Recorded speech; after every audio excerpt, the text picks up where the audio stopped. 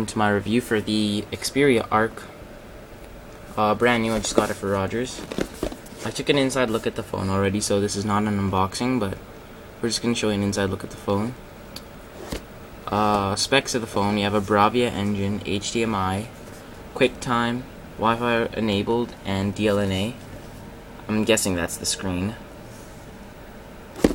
So let's get into it.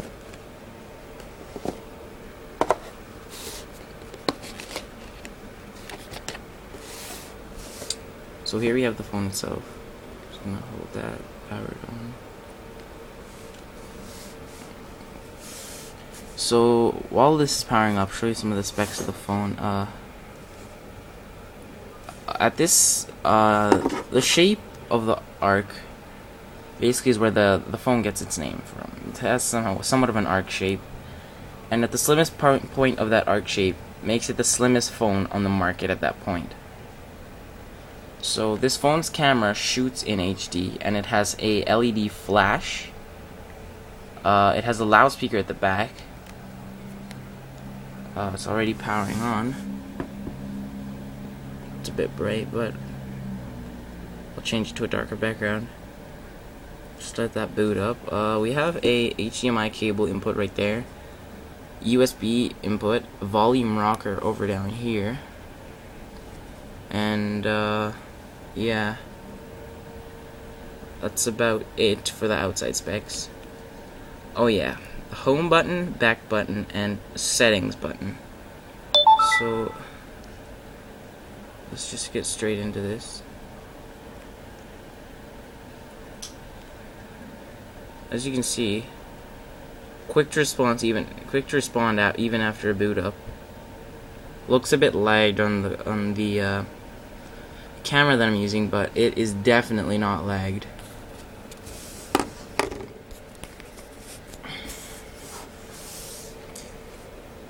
Alright, I have to tilt this at a certain angle so you guys can see, but so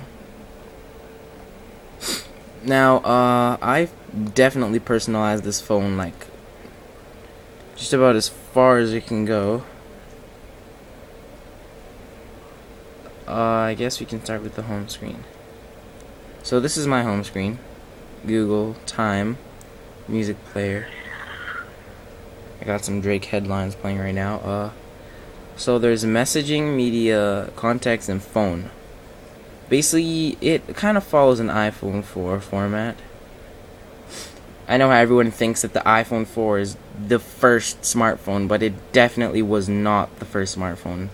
I know Dell had a lot of smartphones out way before the iPhone 4 came out, but it seems the iPhone kind of like set the basing for other smartphones to compete with. It's been very hard for other companies to keep up. The only companies that I know have been able to keep up with the iPhone 4 is definitely HTC, and in some countries the Droid X for Motorola has been keeping up really well too. And yeah, so anyway, just the feel of this phone. The whole body of the phone is a high grade plastic, so it is light, but it doesn't take away from the feeling in your hand. I mean, like, I'm not gonna say it feels cheap. It does not feel cheap at all. There's also an application called Voice Search. Of course, people who have iPhone 4s, they know this already, but YouTube. And it gives you a whole bunch of choices. YouTube. But we don't need to click that because I have a link to YouTube right here. And this YouTube definitely is in HD. So, sorry about that. Just get that fixed. Alright. So I will search up Mr. Prizzy by Deep Ride.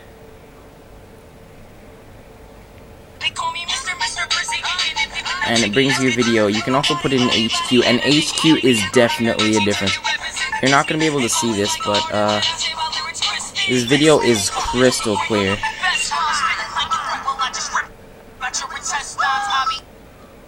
Anyway, so some of the applications that it have, it's really it's a personalized phone. Like, let's just go through the photos. A couple of lame photos of myself. Like, I mean, this is some high def photo taken right here. There's an Arizona right there. Like, I mean, this is some high definition stuff right here. Like, for a single core processor, this phone is extra slim, and it's been able to keep up with some of the dual core processor phones, like the super phone called the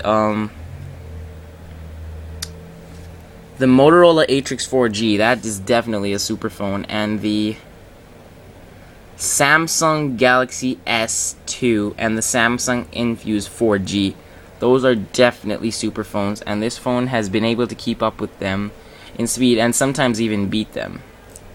So I can't say Sony Ericsson did a bad job with the Xperia Arc. It's definitely a wonderful phone, and I hope you guys will think about getting it. That's all I got today, and please don't forget to subscribe. Thanks.